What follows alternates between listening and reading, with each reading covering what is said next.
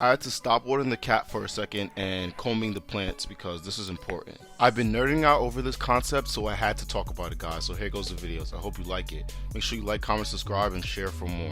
All that exists comes from the never-ending flow of Tao. To tap into it is to touch upon the very origins of creation, Hoko. Now, that's an interesting quote from Hoko, a character in Hell's Paradise. He actually looks a lot like Groot from Guardians of the Galaxy.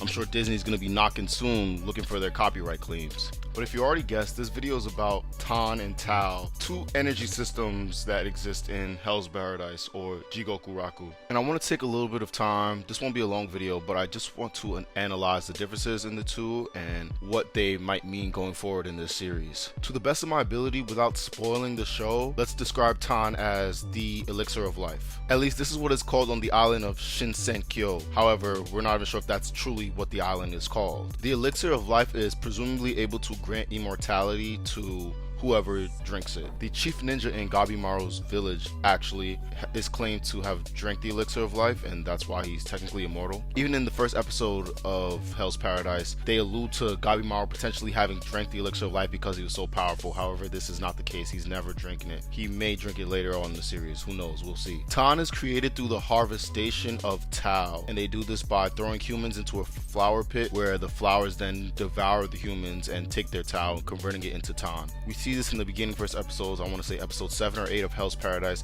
where Azachobe, the mountain bandit king, is thrown into the pit with his brother, who is the Yamada Asaima. However, they climb out the pit, and that's where things get very interesting. So if you're still here, leave a like, comment, and subscribe. Apparently, Tan can only be consumed by the Tenzins, who are the 7 lords of the island. They rule the island, and the Soshin and all the Hoko worship them, but we'll get into that later. Just for reference, this pit is located in Kotaku. Now, the reason that I say that it only grants near immortality is because the Tan doesn't seem to be complete. If we look back to Gabimaru's fight with Zujin, who is the red-headed Tenzin Lord, well, I like to just call it the Ginger Tenzin, but hey, whatever floats your boat. We see that after Gabimaru exhausted Zujin's Tao reserves enough, he actually needed more. And he also says, before he goes into this state, which they call the Kishika state, he's kind of like, oh, everyone else is going to be upset at me for using this state, but he's like, I have to do it, so be it.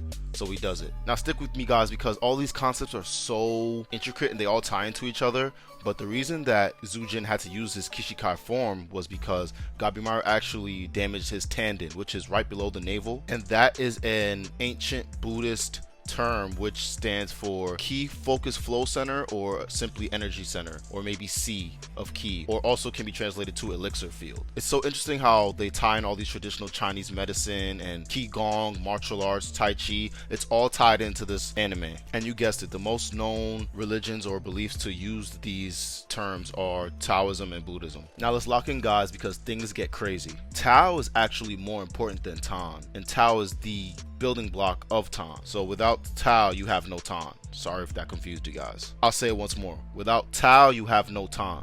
Tan is kind of a creation of Tao, so a derivative, if you will. Tao, and I quote, is the life force energy that can be found in every living thing and every non-living thing. It can be manifested and used to increase the being's various abilities, giving them power similar to that of gods once fully mastered. And I think this definition is so important because, as we see with Shion Sensei, who was teaching Nurugai in episode 10, I didn't even realize that people besides the Tenzin can use Tao, because he was using Tao, he just described it as something different. He described it as waves, but he was using that same Tao in order to see. He uses it to see. So it's a very interesting concept because he's a blind swordsman.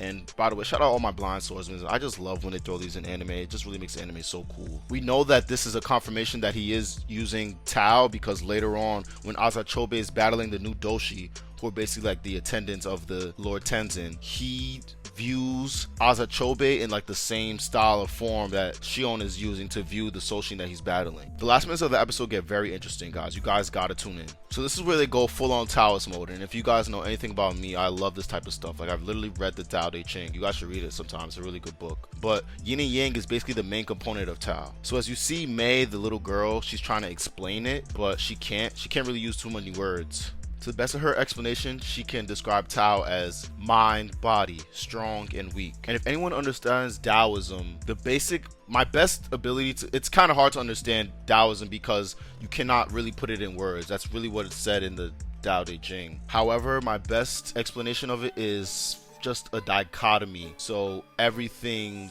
is the opposite and they flow into each other and they're one and the same. So think yin and yang, think existing without existing and being without being, things like that. Everything like that, any concept like that, that is Taoism. You got to get deeper to understand it, but that is basically the concept that they're trying to convey in Hell's Paradise, and that is how you hone Tao and get stronger. And this concept is called the middle way, meaning the person must accept both opposing forces from within their hearts, such as strengths and weaknesses, rage and serenity, intensity and tranquility, stillness and motion, and dark and light. Now, of course, you know this wouldn't be a good anime if there wasn't elemental attributes, so of course there are. However, we're not going to get into that because they haven't been introduced yet, but just know that they are wood, fire, earth, metal, and water. So hoping to hear more about that soon, and I'm definitely going to have a video out on that soon. I also believe that this explains why the Tenzin can shapeshift from man to woman, because they're almost like polar opposites in a sense. That same dichotomy exists between the two, so maybe that's why. Maybe it has something to do with that. There's so many more concepts I want to get into with you guys, like aborification and the flower Tao, but I don't want to spoil the anime, so as things go on, I'm going to continue putting videos out on this. So if you like this video, please like, comment, and subscribe. It helps the algorithm so much. It helps the channel a lot. But remember to, as always, find your zen, your final form. I'll see you next time, guys. Boom back like karma, Benny Hanna, Gucci with the Prada.